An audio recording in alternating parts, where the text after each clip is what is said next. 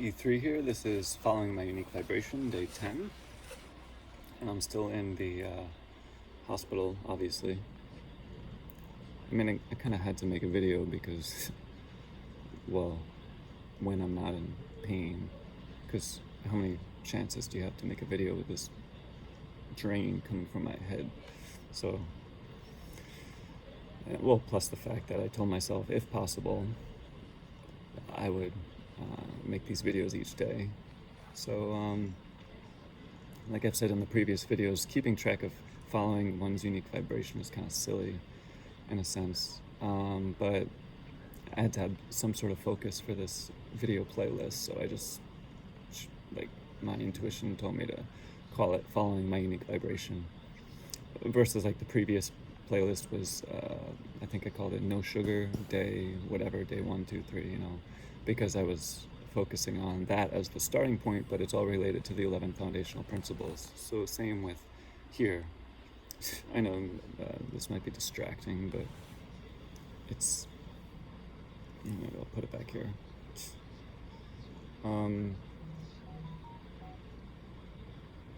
Let's see if that's better. They had it tucked in my thing, but then it was putting too much pressure on my head, so I asked them to take it out. And it's fine if I'm not making the video, but I don't know. Probably doesn't matter at all. So yeah, this is definitely a good practice in all of the 11 foundational principles. So my unique vibration, my unique flow state, my unique life purpose, awareness of the passive machine mind, the active machine mind, the living mind, starting now, success now, connecting with my unique vibration now, connecting with the energy of completion and wholeness now, my truths declaration, foundational principle number 6, asking myself, what do I have control over now, only allowing energies in, if possible, and to the highest degree possible, that are in alignment with my unique holy tri-state, which is foundational principles 1, 2, and 3 merged together. And then asking myself, does this support my unique vibration, or does it support the escape routine? That's foundational principle number 8. Foundational principle number 9, focus jumping or focus layering. Foundational principle number 10, number 10 is the 5 energies, connecting with the 5 energies, using them to support me. So the body, the breath, 1 or 3 of the different minds, the passive, active, and the passive machine mind, active machine mind, and living mind, and then the 11th foundational principle of the 5 minutes of surrender, which could be 5 seconds, 5 hours, but whatever helps one connect with one's unique holy tri-state. That's foundational principle number 11. So, yeah, this is a good practice in using the 11 foundational principles in my own way to, basically the idea is just to be present, which includes a lot, as far as our dreams, taking care of ourselves, helping others. You could say it starts from presence. And the 11 foundational principles are just psychological and emotional, energetic tools to help the person using them to stay present, or to be present again and again. So the surgery went as well as it could have, cleaning out the infection, and I've been on IV antibiotics. I've been on them for since I was in the ER in Brooklyn, I think 4 days ago, and now here at the Cornell Hospital in New York City, I'm still on intravenous antibiotics, and see, I got it doesn't even matter. I'll just tell you, I have all these needles in my arm, so it's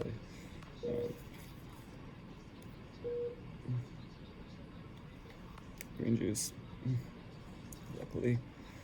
So it's a good practice in balancing everything out, because I took Percocet yesterday and today. That's an opioid. But it's kind of a cool thing because I had brain surgery in October. Now it's October 2019. Now it's February 2020. And so I have experience with Percocet as far as the psychological side effects and physical effects on the body. So ideally, like, it's not, well, this just how it is that I have experience with Percocet, which is a cool thing. You know, I'm trying to focus on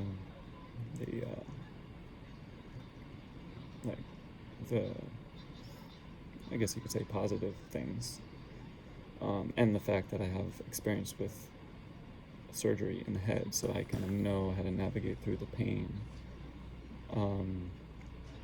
So I'm confident that I'm going to recover a lot quicker than I did with the brain surgery, and that well, the good thing is also the seizures are stabilizing more and more each day, not just because of the anti-seizure medication. I think even more so because the inflammation has reduced in the head. Now, after this surgery, that will have to be addressed again, keeping the inflammation down. But I think the seizures, they were partially because of inflammation, which was due to radiation. So since the radiation ended on January 9th, 2020, which was like a little over a month ago, a month and a week, that the radiation is detoxing from the body. So that's a good thing. So I'm confident that the seizures will continue to remain stable. I will heal quickly from this recent procedure, and the infection will be completely eliminated from my body and consciousness. And then I'll begin to slowly rebuild physical health, because there's been just setback after setback. But the mind and the heart, they're doing better every day. So I'm having faith that the body will recover at the perfect time.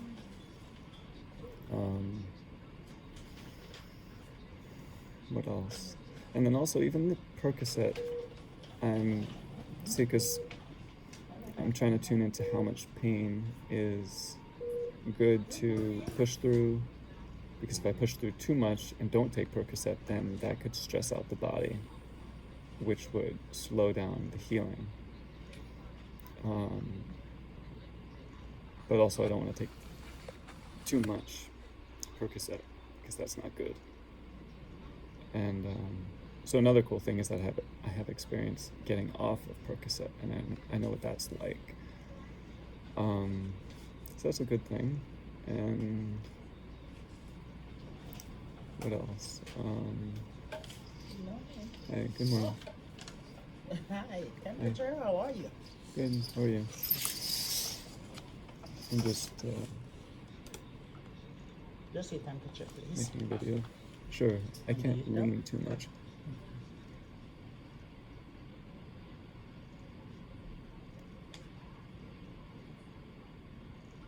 Thank you. Thank you. 36.6. Great. And is this supposed to stay on my arm, the blood pressure Yeah, for thing? 8 o'clock. Oh, yeah? Blood Okay. pressure. So not 8.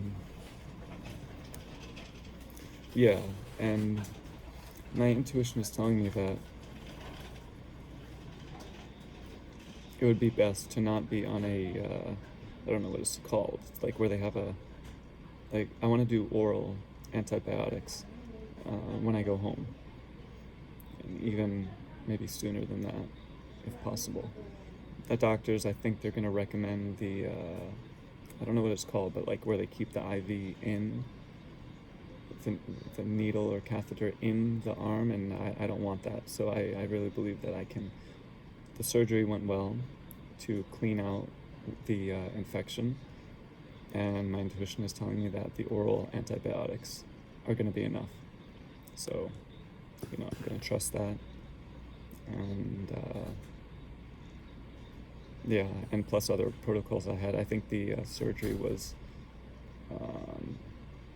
key. Like the whole time, the doctor said that just the antibiotics wouldn't be enough. But now that I've had the surgery to thoroughly clean out, then I want to just use the oral antibiotics in addition to probably, well, I'll use astaxanthin. I've been using that anyway to improve the immune system. But I'm tuning into if I will use, well, and green juices like I showed you. Tuning into if I'm going to use MMS, chlorine dioxide. So I trust that it will remain fully healed. And see, I'm on 2 IV antibiotics and then 1 oral. So they say that you're supposed to finish the antibiotic dose. Like you're not supposed to stop early. So I'm going to continue the oral one that I've been having, and then just tell them I'm not doing the IV, so do your best to find one that's similar to it that I can take orally. And that's what I'm going to do. So I don't want to talk too much more because I'm kind of tired. It's morning time, but just everything has created a little bit of fatigue, and then some of the side effects of Percocet, I think, are drowsiness and the Keppra anti-seizure medication. So, like I said, I'm trying to balance out like how much do I, when I have energy, where do I want to give and use that energy, and when I need to rest, let myself rest.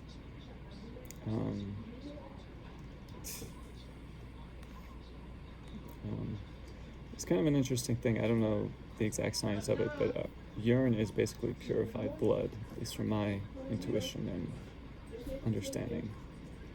Urine is filtered blood, and purified, and like you could say upgraded blood. At home, I was getting back into the urine practices, drinking it, but in the hospital, I'm not going to because I have all these different drugs in my body. And pretty much, as long as we're, at least from what it feels like for me, from my experience with urine therapy, is that, like, as long as there's not an overload of toxicity and drugs and other harmful things in our system, we can drink the urine safely. And maybe even even with it, we can drink it safely. Of course, not the first. It feels like, for me, that the first urine in the morning kind of gets out the toxins. And then midstream or after, and then the rest of the day, unless you put more toxins in, then it's really therapeutic. So that's just my experience. I'm not saying that this is the truth for everyone when it comes to urine. But yeah, I'm gonna get back into it when I get home. And even if the benefits are only homeopathic and energetic, as far as the urine containing energies that one needs, I still find it beneficial. But I really believe that there are chemical benefits as well to urine therapy. And even the chemical benefits are, you could say, individualized, because I read a little bit about it a long time ago. There's a book called Urine, and then there's a colon, and then Good Health. It's kind of a funny title, Urine, Good Health. And then there's another book, I forget the title, it's like Urinalysis. So pretty sure that's where I saw in those books that the urine, the body knows what it needs, and it will put that information into the urine through some sort of chemical reaction in the, I don't know, somewhere in the body, kidneys or liver, or a combination. So basically that the urine contains what our individual body needs. that's what my intuition tells me, and I think I read it in one of those 2 books, like I said. But